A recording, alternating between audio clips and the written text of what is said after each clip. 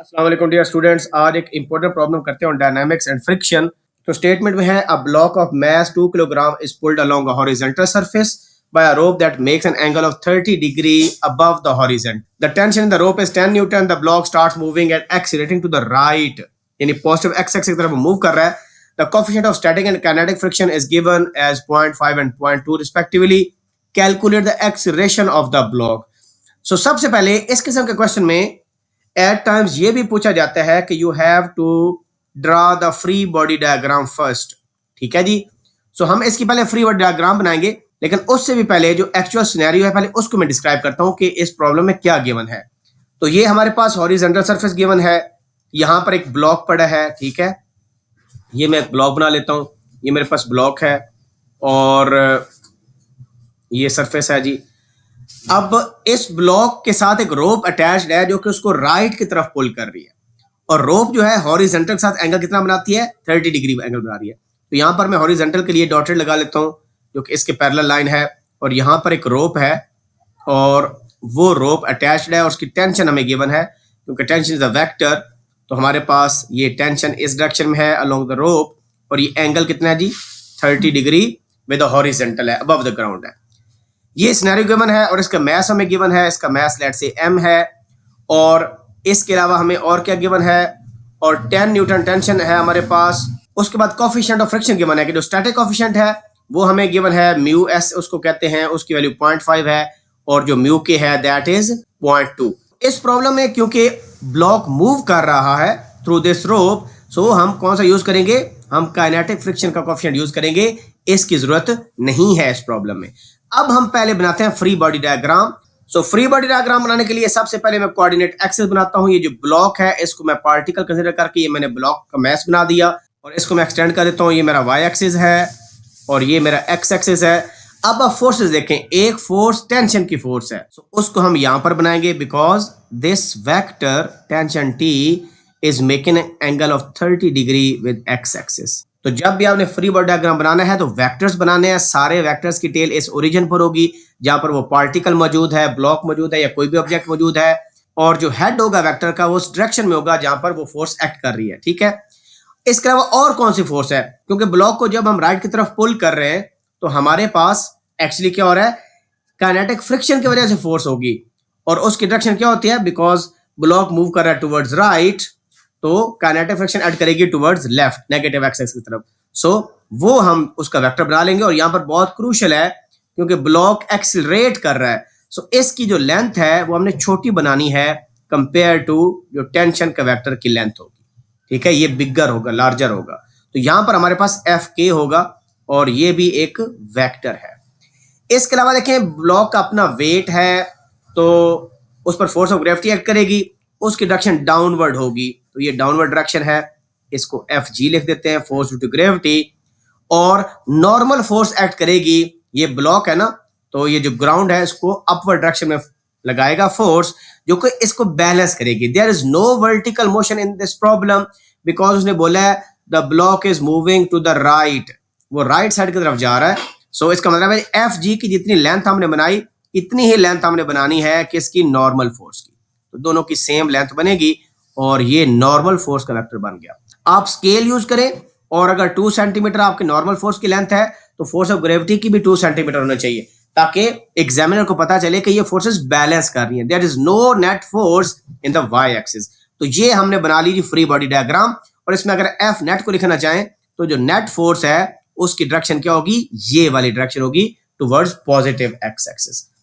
तो free body diagram बनाने से फायदा ये होगा कि हम क्वेश्चन इजीली सॉल्व कर सकते हैं, हमें पता चलेगा कि भाई किस डायरेक्शन में कौन सी फोर्सेस हैं. सो ये हो गया सॉल्यूशन का फर्स्ट स्टेप. अब क्योंकि हमें पता है there is no vertical motion of the block, so इसका मतलब है कि जो net force along Y axis होगी, एफ नेट अलोंग वाई, ये सबस्क्रिप्ट वाई का मतलब है we are writing net forces along Y axis. So we are seeing that कि एक नॉर्मल फोर्स है, फोर्स ऑफ ग्रेविटी है, लेकिन टेंशन की भी फोर्स है, तो इसको हम रिजॉल्व कर लेंगे रेक्टेंगुलर कंपोनेंट्स के अंदर. तो ये मैं रिजॉल्व कर रहा हूं क्योंकि ये अपवर्ड है, फर्स्ट क्वाड्रेंट में है, तो हमें पता है थीटा के अपोजिट साइड हमेशा परपेंडिकुलर होती है. अगर ये थीटा है तो ये परपेंडिकुलर है, तो ये क्या हो जाएगा, टी साइन 30. तो ये टी साइन 30 लिख देंगे, और ये हॉरिजॉन्टल कंपोनेंट है, ये क्या हो जाएगा टी कॉस 30। तो अब हम देखेंगे कि नेट फोर्स जो है वाई एक्सिस में कोई भी नहीं है, कोई मोशन नहीं है, तो वो 0 के बराबर होगी। अब यहां पर हम ये फोर्स लिखना चाह रहे हैं। अपवर्ड फोर्स कौन सी है, एक नॉर्मल फोर्स है वो लिख दी, और मैग्नीट्यूड लिख रहे हैं, प्लस और कौन सी अपवर्ड फोर्स है, ये T sine theta. It is also acting along Y axis, तो लिखेंगे टी साइन 30 डिग्री।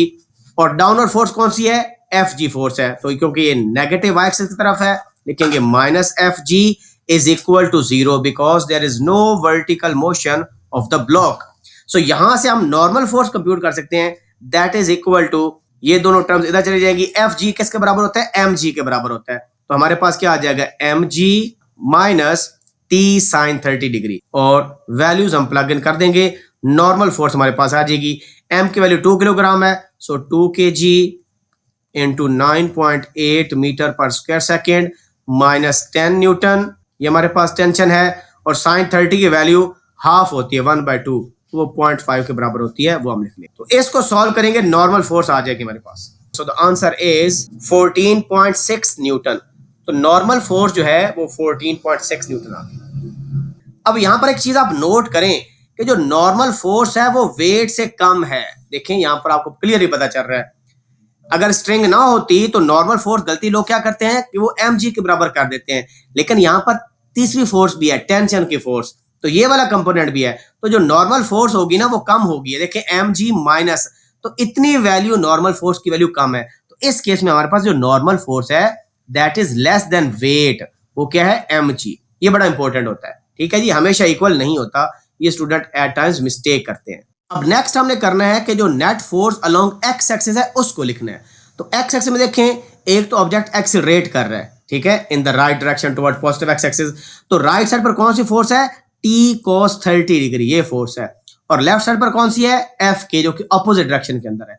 तो इसको अब हम लिखेंगे, तो हम लिखेंगे sum of all forces along X axis, F net along X axis, so that is equal to, एक हमारे पास है टी कॉस 30 डिग्री, ठीक है, और नेगेटिव एक्सिस में क्या है, एफ के फोर्स, जो कि काइनेटिक फ्रिक्शन की वजह से है।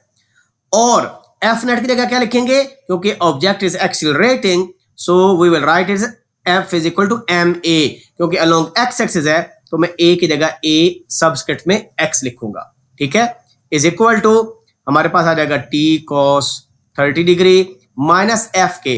सो एफ के में सिंपल सी चीज है, ऑब्जेक्ट अगर मूव कर रहा है ना, उसकी वेलोसिटी डिक्रीज हो रही है, इंक्रीज हो रही है, कांस्टेंट वेलोसिटी है, तो हमेशा आप यूज करेंगे म्यू के इनटू एन।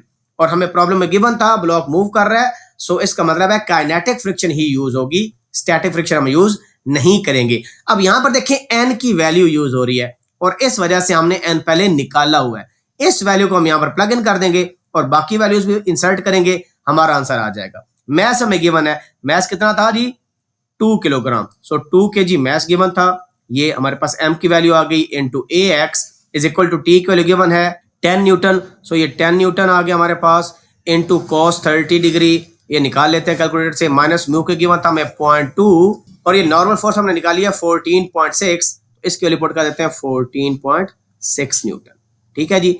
यहां से हम निकाल लेंगे अपने एक्सीलरेशन की वैल्यू। अगर आपको एक्सप्रेशन निकालने को बोला जाए कि भाई ए एक्स की एक्सप्रेशन निकालो, एक्सप्रेशन क्या आती है, एट टाइम्स आपसे इसकी एक्सप्रेशन पूछी जा सकती है, तो वो निकालने के लिए सिंपल आप क्या करेंगे, ये टी कॉस थीटा आ जाएगा, और ये जो एन की वैल्यू आपने निकाली थी, ये वाली, ये एन की वैल्यू हम पीछे निकाली थी, अब देखें आप नोट करें, M G minus T sine theta, ये वैल्यू हम यहां पर प्लग इन कर देंगे और हम ए एक्स को कंप्यूट इजिली कर सकते हैं। सो ये मैं लिख लिया 10 इंटू कॉस 30 माइनस 0.2 इंटू 14.6, ठीक है जी। तो इक्वल प्रेस किया, मेरे पास आंसर आ गया पॉइंट्स में 5.74, और ये 2 किलोग्राम को डिवाइड भी करना है, क्योंकि एक्स निकाला ना, ये मैथ जाके डिवाइड हो जाएगा, इस आंसर को डिवाइड कर देंगे 2 किलोग्राम से, 2 से, ठीक है। तो हमारे पास आंसर आ गया 2.87 मीटर पर स्क्वायर सेकेंड। सो ये हमारे पास आंसर आ गया जी एक्सीलरेशन का अलोंग एक्स एक्सिस, क्योंकि ब्लॉक टुवर्ड्स राइट मूव कर। सो ये चीजें अगर आपको पता होंगी तो आपके लिए एग्जाम्स में काफी आसानी हो सकती है। फ्री बॉडी डायग्राम मस्ट है, फ्री बॉडी डायग्राम से पता चलता है कि आपकी अंडरस्टैंडिंग कैसी है अबाउट द प्रॉब्लम, ठीक है। अगर ये अच्छी होगी तो इंशाल्लाह आपका प्रॉब्लम भी सॉल्व हो सकता है। Wish you good luck. कोई डाउट हो please ask in the comment section. See you in the next video. अपना ख्याल रखें। अल्लाह हाफिज़।